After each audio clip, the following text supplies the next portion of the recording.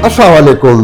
आफाक फारूक की नए प्रोग्राम के साथ यहाँ सुबह के 8 बजे है और 16 दिसंबर है आज।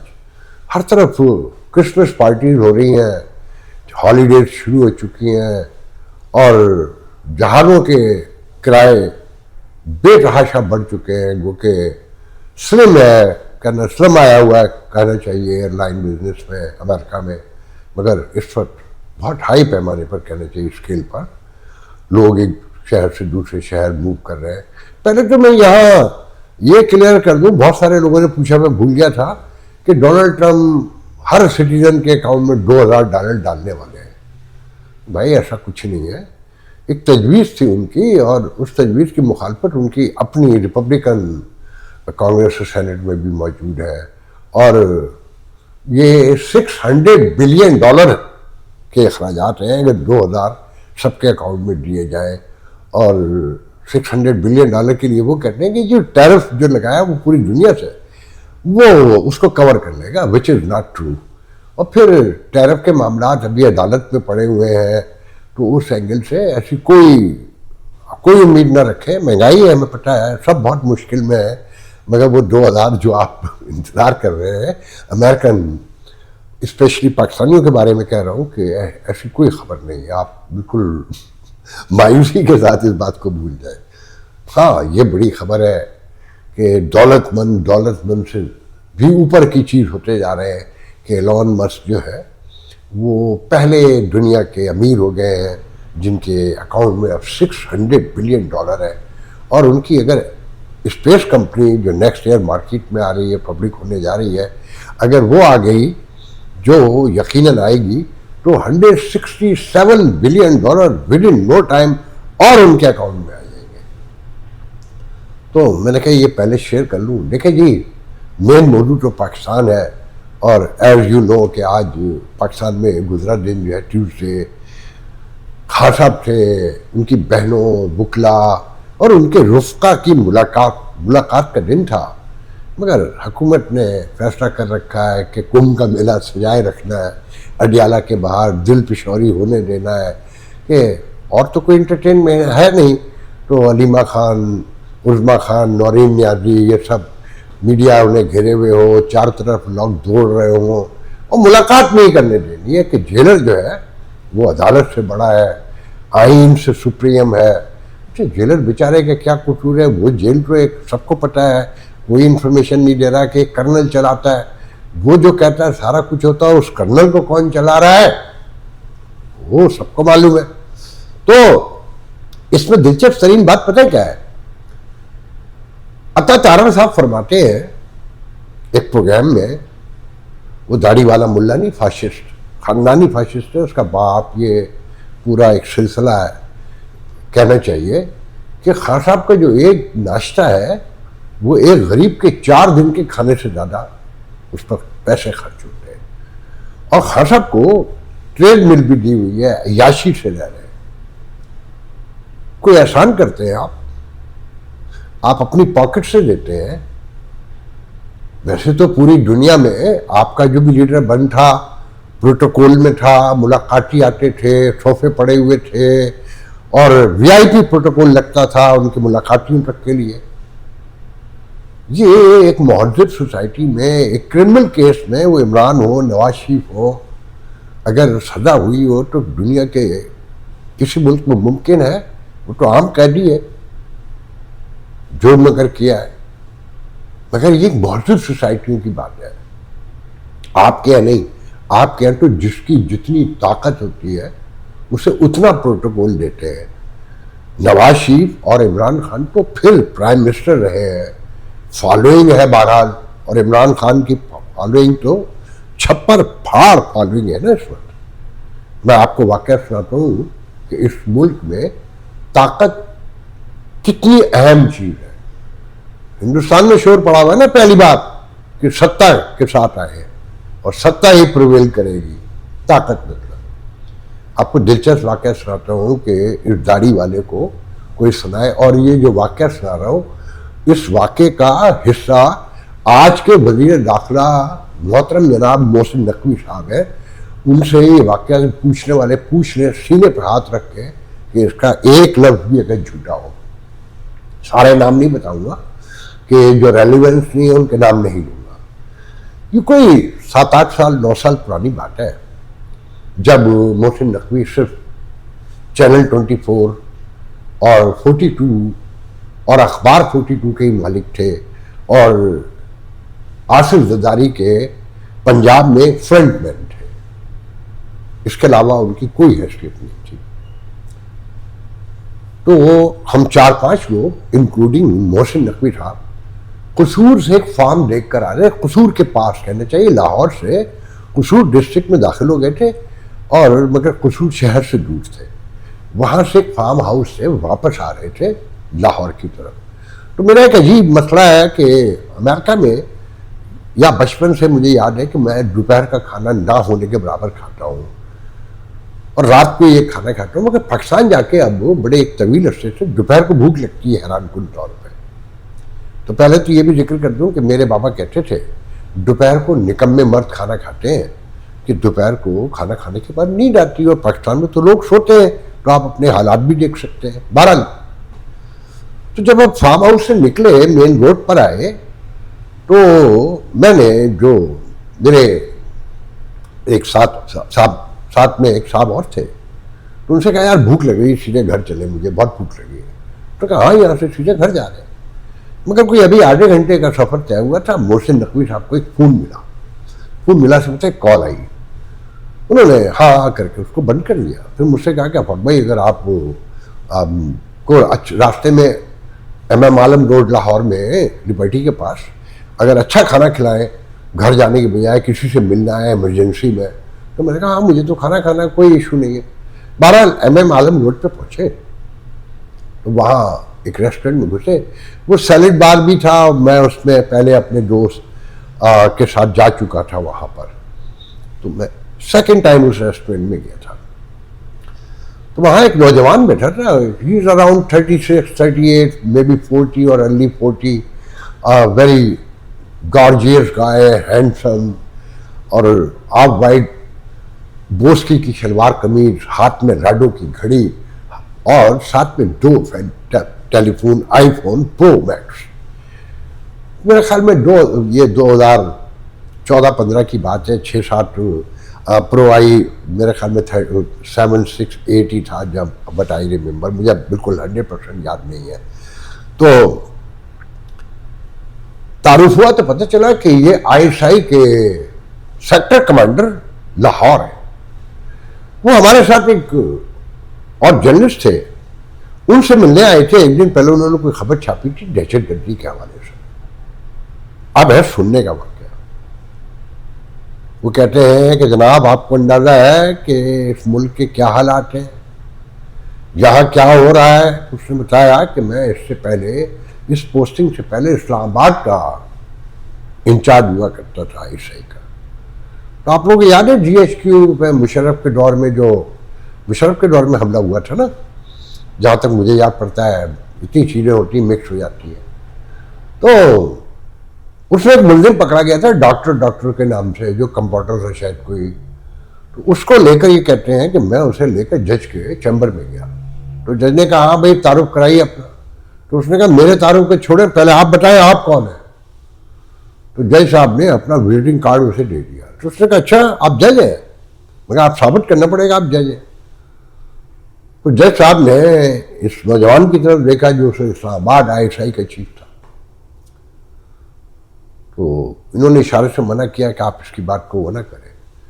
तो बहरहाल जब गुफ्तगू शुरू हुई तो नौजवान कहता है मुलजिम, उसने कहा देखें जनाब मैं तो अफगानिस्तान से जिहाद करके आ रहा था, रास्ते में इन लोगों ने मुझे पकड़ लिया। आप ये 10 दिन से कहते हैं मैंने GHQ पे हमला किया, तो क्या होगा। बहरहाल 1 महीने के बाद उस जज ने इस नौजवान को, जिसका मैं नाम भूल गया हूँ, तारुफ हुआ था, मुझे अब नाम याद नहीं है, फ़ोन किया और कहा कि मैं आपसे मिलना चाहता हूँ। जज साहब ने कहा। रेस्टोरेंट आए, मुलाकात हुई, दोनों ने जेब से एक एनवलप निकाला जिसमें बहुत सारे फोटो थे उनके बच्चों के कि वो गाड़ी में बैठ के स्कूल के लिए जा रहे हैं, स्कूल से में उतर रहे हैं, स्कूल से बाहर निकल रहे हैं। उन्होंने कहा हुजूर मुझे माफ़ करें, मुझे इस केस से अलग कर दें वरना मेरा ख़ानदान बर्बाद हो जाएगा। फिर वो कहता है कि पंजाब की जेलों में जो दहशतगर्द हैं, लश्कर जंगी से लेकर तालिबान और सारे, इनका खाना अलग पकता है, देगे पकती हैं इनकी। ये मुजरे करवाते हैं, बाहर से तवाइफें आती हैं, ये कव्वालियां करवाते हैं, कव्वाल आते हैं, और इनके पास टेलीफोन है, और ये वीकेंड पे घर जाते हैं। और एक दो डिप्टी सुपरिटेंडेंट जेल ने कहीं मदाखलत करने की कोशिश की थी कि वो कत्ल हो चुके हैं। अब आया समझ में? ये अता तारण को वाकया सुनाइएगा और गवाही लीजिएगा मुल्क के वजीर दाखिला मोहतरम जनाब मोहसिन नकवी साहब से कि ये वाकया गलत है या सही है, और वो सच सच बताएं कौम को। तो इमरान खान को अगर अच्छा नाश्ता देते हैं, ट्रेड मिल दी हुई है, ये उसी का तो अंजाम है जो मुल्क यहां तक पहुंचा है। और फिर किस मुल्क में कि अभी पोस्ट लगाई, एक रिटायर्ड फौजी है, बहुत मशहूर है, सौलत पाशा के नाम से, नाम लेके बता रहा हूं। वो कहते हैं जिस मुल्क में आप ये देखें क्या कमाल दौर था कि जिस मुल्क में आईएसआई का चीफ जो है वो चोरी करवाता हो कारों को, और सुप्रीम कोर्ट के चीफ जस्टिस को तोहफे में देता हो। वो सुप्रीम कोर्ट का चीफ जस्टिस जिसने उस वक्त के वज़ीर आज़म इमरान खान को सादिक व अमीन करार दिया था, जनाब मोहतरम साकिब साहब, याद आया आप लोगों को? चीफ जस्टिस साहब साकिब, क्या नाम था उनका पूरा, मेरे रहन में तो पूरा नाम भी उनका नहीं आ रहा, मोहतरम, जिन्होंने आखिर कर दी थी बदमाशी की, बेहयाई, बेशर्मी की। तो और फिर चीफ जस्टिस के को तो छोड़े, कारें चोरी करवाना तो छोड़े, हामिद मीर साहब सुनाते हैं कि एक एमएनए जो इस वक्त सिटिंग एमएनए है मुस्लिम लीग नून का, जिस सिटिंग सेनेटर है, और बेटा एमएनए है मुस्लिम लीग नून का, एक दिन के बाद शादी होने जा रही थी बेटे की, दूल्हा बनना था, बाप को फोन करके ये फैज हमीद कहता है 13 करोड़ रुपए मेरा बंदा आ रहा है, जितने पैसे मांगे, 13 करोड़ मांगे उसने, मेरा बंदा आ रहा है आपके पास, जितने पैसे मांगे अभी दे दीजिएगा, मतलब कल आपका बेटे को जब दूल्हा बना हुआ होगा तो गिरफ्तार होगा। तो 13 करोड़ रुपए दिए। फिर वो कहते हैं अमीर साहब कि एक बिजनेसमैन से 5 अरब रुपए लिए उसे मारपीट के, और इस तरह 30 अरब रुपए जमा करके एक हाउसिंग स्कीम में सरमायाकारी की। और सारे जराये साबित करते हैं कि इनके पूरे खानदान की जमीन 22 एकड़ भी नहीं थी, अब 2200 एकड़ जमीन है फैज हमीद की। और ये जो अभी लीक्स आई हैं, बलूचिस्तान लीक, याद है ना, पनामा लीक, डॉन लीक, इस मुल्क में तो लीक्स आती रहती हैं। तो अब नई लीक्स आई है बलूचिस्तान लीक, जिसमें बलूचिस्तान की लूट मार गुजरा की, वजीर आला की और सब की। कौन है ये वजीर आला? डर्टी हैरी, फैसल नशीर का लाया हुआ, जैसे गवर्नर सिंध है जो फिर प्रिवेल कर गया क्योंकि अभी फैसल नशीर बैठा हुआ है ना। तो आज बलूचिस्तान असेंबली में कमेटी बना दी गई तहकीकात के लिए कि झूठी खबरें कौन करवा रहा है, और सोशल मीडिया का दौर है, ये तहकीक होनी चाहिए कि करप्शन किसने की है, और वाकई ये खबरें जो आ रही है गलत है सही है, मगर खबर देने वाले को पकड़ना है अब इन्होंने, खबर कैसे दी। तो जिस मुल्क के हालात ये हों, वहां इस दाढ़ी वाले बेशरम से कोई पूछे कि तू नाश्ता देता है तो अपने पैसों दे देता है, उनका भी जिक्र करना जो बदमाशी करके जेल में रोटी खा रहे हैं और जिनके सामने तुम कोर्नेज बजा लाते हो। अगर मैं इस तरह के वाकयात आपको सुनाऊं तो शाम हो जाएगी, मैं बोलता रहूंगा और आप सुनते हुए थक जाएंगे। मैं तो सिर्फ आपको ये बताना चाहता हूँ कि ये बुनियादी तौर पे ये मुल्क करप्शन की नज़र हो चुका है। ताकत, उकुरबा परवरी, नाइंसाफ़ी, लाकानूनियत, बेरोजगारी, बदअमनी, दहशत गर्दी से लेके वो कौन सी बीमारी है, सीवियर बीमारी, जो इस मुल्क को लग नहीं चुकी है। और आप तमाशाई हैं, क्यों तमाशाई हैं? क्यों ये सब आगे बढ़ रहा है? कि आप बोल नहीं सकते, आप में जुर्रत नहीं है, आप निकल नहीं सकते। अच्छा, बहुत से लोग कहते हैं कि जी अमेरिका से बैठ के बोलता हूं, मेरे पिछले वीडियो निकाल लीजिए, फरवरी 20 से पहले के इसी साल के, मैं कराची में बैठ के नटिया गली में बिल्कुल अकेला रहता था अपार्टमेंट में, लोग समझाते थे, मगर मैं बाहर से भी ऐसे ही बोलता था। गो के मेरे व्यूज रोज गिराए जा रहे हैं मजीद, मुझे कोई फर्क नहीं पड़ता। मैं ये काम कर रहा हूँ तारीख के लिए, बताने के लिए कि आने वाली नस्लों को पता हो कि कुछ लोग थे, बोलते थे। मैं किसी एक की हिमायत में, मुखालफत में नहीं बोलता, मैं किसी पार्टी का ट्रोलर नहीं हूँ। अब कल मैंने बताया कि दोनों दिवालिया हो चुके हैं, गालियाँ पड़ रही हैं मुझे हर तरफ से। फौज के MIT भी गाली दे रहे हैं, खान साहब के MIT भी गाली दे रहे हैं। वो हमारे एक दोस्त है, राना रमजान नाम लेके बता रहा हूँ, उन्होंने कल मुझे एक आर्टिकल अपना भेजा कि ये MKM और तहरीक इंसाफ तो बनाई फौज ने थी। तो मैंने उनको जवाब में लिख के भेजा, जी आप दुरुस्त कहते हैं, जुल्फ़िकार अली भुट्टो जो है, उनके वालिद जो थे वो माओ जे तंग थे, और उनके वालिद शाहनवाज भुट्टो के वालिद जो है ची गेवेरा थे, और नवाज शरीफ के वालिद जो है वो कार्ल मार्क्स थे, और उनके दादा नहीं, नवाज शरीफ के वालिद तो लेनिन थे, और नवाज शरीफ के दादा जो है वो कार्ल मार्क्स थे। भाई ये एक सारे लोग हैं, यहाँ जमीन से उगने नहीं दिया, और आप में सलाहियत नहीं है, बांझ हो चुके हैं, बंजर हो चुके हैं, और नामर्दी छा चुकी है कि अपना लीडर खुद पैदा कर सके। तो ऐसे में देख लें ये हालात कहाँ जाकर खड़े होंगे, और आने वाले दिन आपके कैसे होंगे। जो आबादी का बोझ बढ़ रहा है, जो बेरोजगारी का बोझ बढ़ रहा है, जो पानी के एनवायरमेंटल मसाइल मुंह फाड़े सामने खड़े हैं, जिन पर कोई गुफ्तगू नहीं है, बकौल शामी साहब के कि मीडिया तो talk talk talk talk talk है, उसने ये कहा, उसने ये कहा, और उसने उस पर ये इल्ज़ाम लगाया, जवाब में उस पर ये इल्ज़ाम लगाया। तो वहाँ आप क्या समझते हैं कि कोई तब्दीली? अमन अमान की सूरत हाल का अंदाज़ा इससे लगाएं कि कराची टू लाहौर जो रोड है, हाईवे, कश्मीर, घोटकी, इन सारे इलाकों में रोज़ बसें रोक कर डाकू लोगों को अगवा कर रहे हैं, और फिर खबर छपती है कि 20 मगवियों को बरामद करा लिया गया, डाकुओं का पीछा हो रहा है। आज फिर सादकाबाद से कोयटा जाते हुए लोगों को बसों से उतार के अगवा कर दिया गया। जब एजेंसियों के लोग लोगों को अगवा कर रहे हो, मार रहे हो, लूट रहे हो, छीन रहे हो, और पुलिस अगवा बराए तावान में हो, तो डाकुओं को कुछ कहते हुए शर्म आनी चाहिए या नहीं आनी चाहिए? इस पर गौर करें कि फिर डाकू, पुलिस, खुफिया एजेंसियां, इनमें क्या फर्क है? ये गौरतलब बात है ना। अच्छा, फिर साथ में सियासतदान आपस में लड़ रहे हैं, 18वीं तरमीम, 28वीं तरमीम, सूबा तहरीक और बल्दियाती निज़ाम।